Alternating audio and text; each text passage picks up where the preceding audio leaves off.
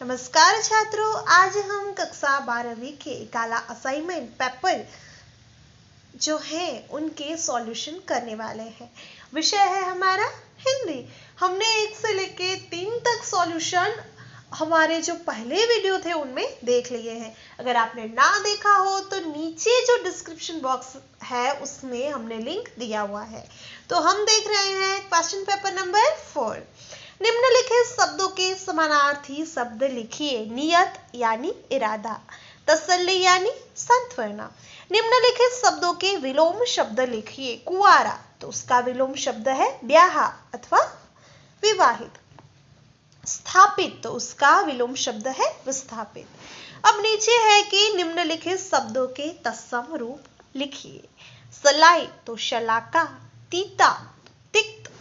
निम्नलिखित शब्दों में प्रत्यय है, उसे अलग करना है। जर्जरित में जर्जर प्लस इत, इत है उसका प्रत्यय है। दाम्पत्य में दंपति प्लस ये प्रत्यय अलग है। निम्नलिखित शब्द समूह के लिए एक शब्द दीजिए। अनुचित कार्य करने पे होने वाला दुख, उसे क्या कहते हैं? तो हम उसे पछतावा कहते हैं। उसके बाद है यज्ञ में डाली जाने वाली हवन सामग्री, जिसे हम यज्ञ धूप कहते हैं। निम्नलिखित अशुद्ध वाक्यों को शुद्ध करके पुनः लिखना है। मुंबई की सड़कें नागपुर से अच्छी है, ठीक है, उसे हम शुद्ध वाक्य में परिवर्तित करेंगे।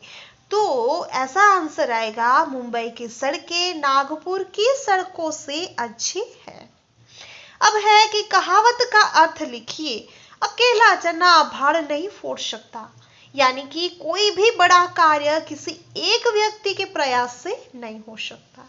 अब है निम्नलिखित मुहावरों का अर्थ लिखकर उसे वाक्य में प्रयोग कीजिए, जिसमें है निछावर होना, यानी कि समर्पित किया जाना, जिसका वाक्य हम ऐसे बना सकते हैं कि स्वतंत्रता संग्राम की शहीदों का सर्वस्व स्वतंत्रता की बलिवेदी पर निछावर हो गया।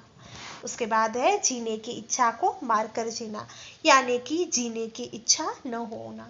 श्यामलाल का बेटा मर गया, ये सुनकर श्यामलाल तब से लेकर आज तक जीने की इच्छा को मारकर जी रहा है। अब हम देखेंगे निम्नलिखित प्रश्नों के उत्तर। जो प्रश्न हमें दिए गए हैं उनके उत्तर लिखने हैं। मैं यहाँ पे उत्तर बोलने वाली हूँ, अगर आप लिखना चाहते हो तो आप नोट कर सकते हो।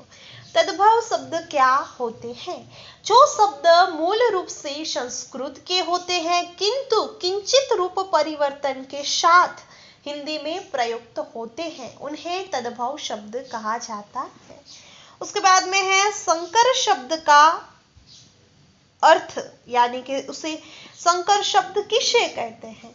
हिंदी में कुछ शब्द ऐसे हैं जो किसी भी वर्ग में नहीं आते हैं। ये दो या दो से अधिक भाषा के शब्दों से निर्मित होते हैं। ये शब्द संकर शब्द कहलाते हैं। उदाहरण के लिए रेलगाड़ी शब्द, इसमें रेल शब्द अंग्रेजी भाषा का शब्द है और गाड़ी शब्द हिंदी भाषा का। इसी तरह डाक खाना, वो हिंदी प्लस फारसी तथा दलबंदी संस्कृत प्लस फारसी आदि शब्द संकर शब्द है। उसके बाद में है निषेधवाचक वाक्य किसे कहते हैं? तो जिस वाक्य में क्रिया के न करने या न होने का कथन होता है उसे हम निषेधवाचक वाक्य कहते हैं। जैसे मैं गांव नहीं जाऊंगा। उसके बाद है दिल्ली के पर्यटन स्थलों के नाम बताइए। मैंने जो नाम दिए हैं उससे अलावा भी आपको जो कोई पर्यटन स्थल है वो पता हो तो आप उसके नाम भी लिख सकते हैं। तो दिल्ली में अनेक पर्यटन स्थल है, उनमें कुछ मुख्य पर्यटन स्थल है India gate, Rashtrapati Bhavan, Jama Masjid, Qutub Minar, Lal Qila, Akshardham, lotus temple और राजघाट। तो यहाँ पे हमारा प्रश्न पत्र 4 है वो पूर्ण होता है। अब हम प्रश्न पत्र 5 देखेंगे, उसका देखेंगे सेक्शन सी, जिसमें पहला है निम्नलिखित शब्दों के समानार्थी शब्द लिखिए। दुर्दैव यानी दुर्भाग्य, प्रवीर पराक्रमी। निम्नलिखित शब्दों के विलोम शब्द लिखिए। निर्भीक, तो डरपोक। बाधा या उसका जो विलोम शब्द है वो होगा निर्विघ्नता। निम्नलिखित शब्दों के तत्सम रूप लिखिए। बच्चा, बालक, कभी, कदाचित। निम्नलिखित शब्दों से प्रत्यय अलग कीजिए। भावुकता, जिसमें भावुक प्लस ता, तो ता है वो प्रत्यय है। खामोशी, खामोश प्लस ई, तो ई है वो प्रत्यय है। उसके बाद में है निम्नलिखित शब्द समूह के लिए एक शब्द लिखिए। विशाल रेतीला क्षेत्र, उसे क्या कहते हैं हम? रेगिस्तान। बलिदान के पंथ पर चलने वाला, उसे कहते हैं बलिपंथी। निम्नलिखित अशुद्ध वाक्य को शुद्ध करके पुनः लिखिए। आज संजय का जन्मोत्सव है, तो कैसे वाक्य बनेगा? आज संजय का जन्मदिन है। या हम ऐसे भी बना सकते हैं कि आज संजय का जन्म उत्सव मनाया जाएगा या मनाया जा रहा है, ऐसा भी हम कह सकते हैं। उसके बाद है निम्नलिखित कहावत का अर्थ लिखिए। एक म्यान में दो तलवार नहीं समा सकती, उसका अर्थ क्या है? दो समर्थ व्यक्तियों के विचार न मिलने पर वे साथ नहीं रह सकते। उसके बाद में है निम्नलिखित मुहावरों का अर्थ लिखकर वाक्य में प्रयोग कीजिए। खटिया खड़ी होना, मतलब मुसीबत में पड़ना। वाक्य कुछ ऐसा है, अगर नदी की बाढ़ का पानी घाव में घुस आया तो घाव वालों की खटिया खड़ी हो जाएगी। बागा बाग होना, बाग बाग होना यानी कि प्रसन्न होना। हम ऐसे कहते हैं कि अगर मैंने जो सोचा है वो हो जाएगा तो सच में मेरा दिल बाग बाग हो जाएगा। उसके बाद है निम्नलिखित प्रश्नों के उत्तर लिखिए। तत्सम शब्द क्या होते हैं? हम आगे ही देखते हैं कि तत्सम रूप दीजिए, निम्नलिखित शब्दों के तत्सम रूप दीजिए। पर ये तत्सम शब्द होते क्या हैं? तो उसका आंसर हमें लिखना है। जो संस्कृत शब्द बिना परिवर्तन के मूल रूप में हिंदी में प्रयुक्त होते हैं उन्हें तत्सम शब्द कहा जाता है। इसके बाद में है संज्ञा किसे कहते हैं? संज्ञा का अर्थ है नाम। इस संसार में जितनी भी वस्तुएं, प्राणी, स्थान, भाव आदि हैं, उन्हें किसी न किसी नाम से पुकारा जाता है। नाम को ही व्याकरण में संज्ञा कहा जाता है। संज्ञाएं बहुरूपात्मक होती हैं जो वचन एवं कारक से बदल जाती है। ये प्रायः उद्देश्य एवं कर्म के रूप में वाक्य में प्रयुक्त होती है। उसके बाद में है उत्तर प्रदेश के प्रसिद्ध जो तीर्थ स्थान हैं उनके नाम बताने हैं। ठीक है, तो उत्तर प्रदेश के प्रसिद्ध तीर्थ स्थान कुछ इस तरह से हैं। एक है कृष्ण भूमि मथुरा, जामी मस्जिद का द्वार, फतेहपुर सिकरी, अकबर का मकबरा, आगरा, रूमी दरवाजा। उससे ज़्यादा भी आपको लिखना हो तो आप लिख सकते हैं। अगर आपको ऐसा होता है कि आंसर नहीं आता है तो आपको जो दिमाग में आता है, आपने कोई बार सुना हो तो वो भी लिख देना है। और ये सब जीके के क्वेश्चन है, हमें ऐसे भी पता होते हैं। तो यहाँ पे हमारा प्रश्न पत्र 5 है वो पूरा होता है।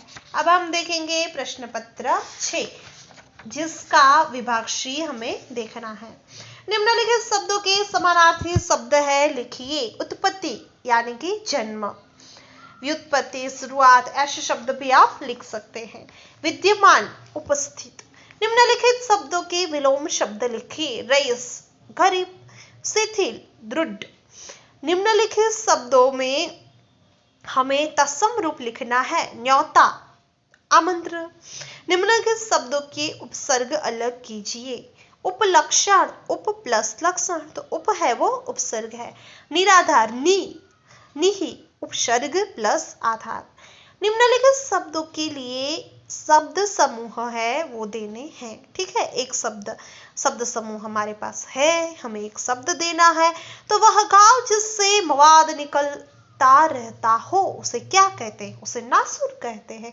घर में अन्न आदि रखने का स्थान उसे भंडार कहते हैं। निम्नलिखित अशुद्ध वाक्य को शुद्ध करके पुनः लिखिए। आपकी टिकट रद्द हो चुकी है। आएगा क्या? आपका टिकट रद्द हो चुका है। निम्नलिखित कहावत है उसका अर्थ लिखिए। काला अक्षर भैंस बराबर, निरक्षर होना। ठीक है, फिर है निम्नलिखित मुहावरे का अर्थ लिखकर वाक्य में प्रयोग करना है। वाक्य है, पहले हम देखेंगे उसका अर्थ। पल्ला पकड़ना, सहारा पाने के लिए किसी को पकड़ना। वाक्य है, मनीष ने उस भले आदमी का पल्ला पकड़ लिया, इसलिए उसकी जिंदगी मौत से बीत गई। उसके बाद है सिर के बल झाड़ना, यानी कि नम्रता पूर्वक झाड़ना। वाक्य कुछ ऐसा है, अफसर के घंटे सुनकर सेवक सिर के बल पहुंच जाते हैं। ऐसा ही अक्सर होता है। उसके बाद हम देखेंगे, निम्नलिखित प्रश्नों के उत्तर लिखिए। आज के युग को इंटरनेट का युग क्यों कहा जाता है? इंटरनेट का युग क्यों कहा जाता है? तो दिन ब दिन टेक्नोलॉजी है उसका व्याप बढ़ रहा है। लोग इंटरनेट के बिना चल नहीं सकते, ऐसा हो गया है। आज हम सुबह उठते हैं तो हमें क्या होता है, फोन चाहिए होता है, उसमें इंटरनेट कनेक्शन चाहिए, हमें व्हाट्सएप यूज करना है, हमें फेसबुक यूज करना है। तो ये सब लोगों के लिए अब जीवन जरूरियात हो गया है, इसलिए आज के युग को हम इंटरनेट का युग कहते हैं। 58वां है, उपभोक्ता शिकायत निवारण की क्या व्यवस्था है? उपभोक्ता की विभिन्न प्रकार की शिकायतों के अनुसार देश में जिला, राज्य और राष्ट्रीय स्तर पर उपभोक्ता अदालतों की व्यवस्था की गई है। अपनी शिकायत के अनुसार उपभोक्ता द्वारा अदालतों में शिकायत की जा सकती है। भारतीय पोस्टल ऑर्डर क्या होता है? ठीक है, तो इलेक्ट्रॉनिक फॉर्म में ऑनलाइन खरीदा जा सकता है और आमतौर पर सरकारी नौकरी के आवेदन करते समय परीक्षा शुल्क देने के लिए इसकी जरूरत पड़ती है। इसके बाद है शब्द भेद का अर्थ समझाइए।